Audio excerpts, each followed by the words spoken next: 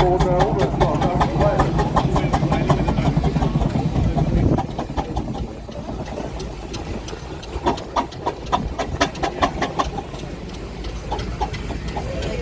And so that is the full-size steam engine. And you can see there's a big wheel going around above the road wheels. There's a wheel that's spinning on the side of the engine. That's a solid flywheel because it needs to keep that momentum. That is absorbing energy, that flywheel, and it's holding energy so that when the roller is going slowly, it is still being powerful. The flywheel you see here, coming up to us, is on a galore agricultural engine. And you can see right through that flywheel.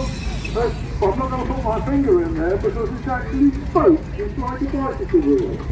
And you can see through that flywheel. You can't see through the flywheel on that one because that's a road locomotive. The agricultural locomotive leads to, you've got people working all around you, carrying hay bales and all sorts of things, and working on the machinery that you're working on. So you have to have a flywheel you can actually look through, for a safety purpose. Whereas the road-going locomotive has a solid flywheel to keep it going. And this one's got the other alternative to keep it going, and that's its own mobile beer garden as well, which always helps too. And you can see there that this week is Hook Norton, which is our local brewery. Right, now this is a road locomotive and a half, isn't it? Look at the size of this wheel as it goes past. Now I'm over 6 foot. Some locomotive wheels are up here on me. That's designed to haul out on the road. It's got a big heavy flywheel.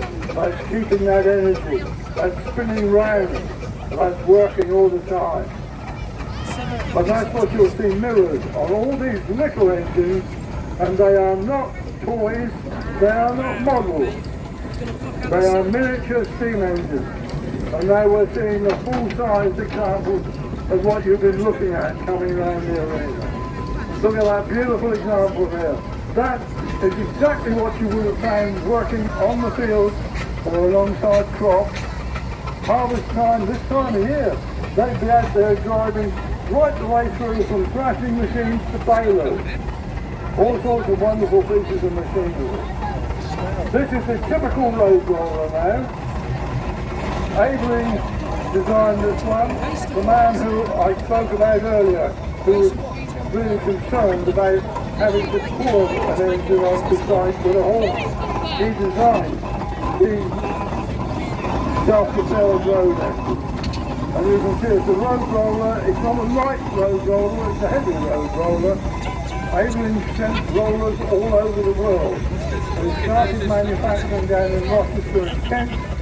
Thomas Aveling actually was a farmer on the Romney Market. And those were the road rollers that this country was supplying across the world. New York, bits of New York was built with road rollers. Steam rollers were actually used on sections of the M1 when that was being laid.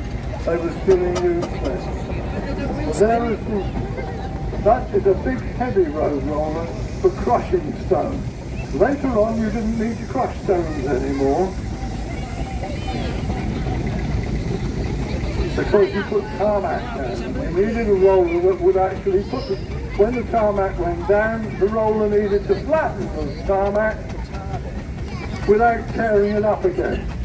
So you had water cooling systems to keep the wheels damp and cool, just so that the tarmac wouldn't stick to the wheels while the rolls were on. Now this engine coming past now, you'll see its name down by the road wheel. The name of that engine is Starlight, and that's got a long working history on the showground. It's been restored over the years with a lot of labour, and it's been driven as well. And who's this old geezer driving? Well, Bloxham Steam and Country Show actually runs for the local community. And it's the local community that run it. And he's a bit of a local who's actually driving it today. And he's been chairman, up until very recently, of the Blocks and Steam Society for a great many years. You didn't know he was going to get stuck up there today, did you, Brian?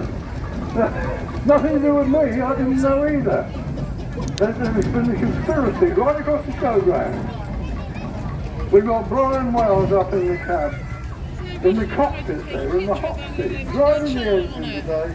How many years did you drive this one for on and off? 15? 16? 15. 15 years. So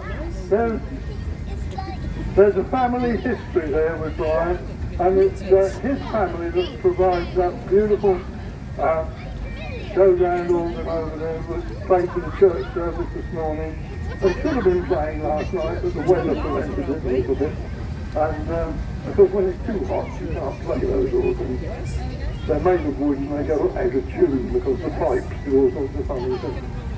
But you want to say something in your own defence, do you?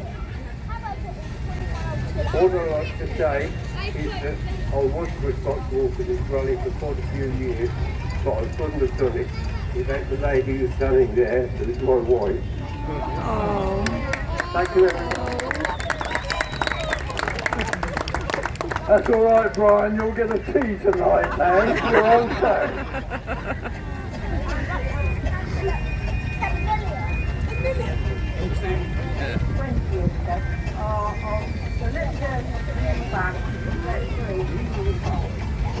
Sitting on the coal. So, back in the tender today, that's what's known as the tender position. You realise why now, don't you? Yeah. Well, there's Starlight for you, ladies and gentlemen. A little bit of local history, and the family managed to stitch up Brian for once in a while. One of those unsung heroes that keep the events like this rolling and running. Thank you very much, everybody, and thank you very much for everything everybody's done there in the Wells family, and with the rest of the exhibitors on the showground. Without the exhibitors, we do not have a show, and without the public to come in, then we don't have a show either. It's a tremendous bit of teamwork. So these days, we need money to put shows on. That's where the sponsors come in. They pay to put the show on. We can put the show on, we can take some money back on the gate, and that money goes to local charities. And people in the locality are actually beneficiaries of the charities that we support at this program.